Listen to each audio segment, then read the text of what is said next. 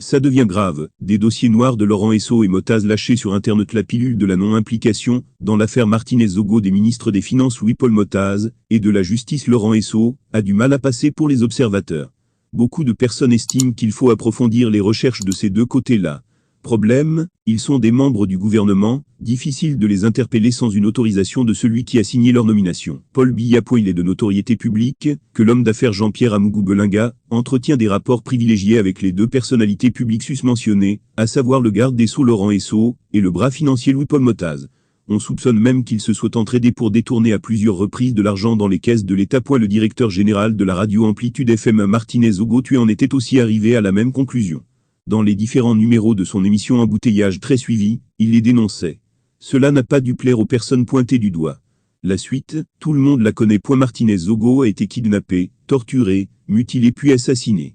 Les meurtriers se sont débarrassés de son corps à Ebogo, quartier du Yaoundé. S'il est vrai que Jean-Pierre Amougou Belinga a été inculpé, ainsi que le patron de la DSGRE, Léopold Maxime Eco, il n'en demeure pas moins que la population a toujours soif de justice. Surtout que le milliardaire, propriétaire de Vision 4, n'est jeté en prison que complicité de torture par aide. Les ministres Laurent Esso et Louis-Paul Motaz sont eux libres, malgré toutes les révélations graves qui auraient été formulées les concernant.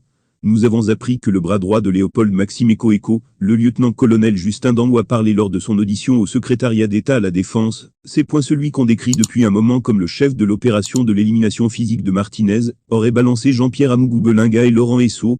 Par conséquent, comme tous les citoyens, Rémi Ngono ne comprend pas pourquoi ces ministres cités sont toujours assis confortablement chez eux sans qu'on aille les chercher pour les mettre devant les faits accomplis. Louis-Paul Motaz et Laurent Esso doivent rejoindre Jean-Pierre Amougou Belinga à la prison de Kondangui à Yaoundé. C'est comme cela que le consultant de Radio France Internationale, RFI, a titré une énième intervention faite sur sa chaîne YouTube.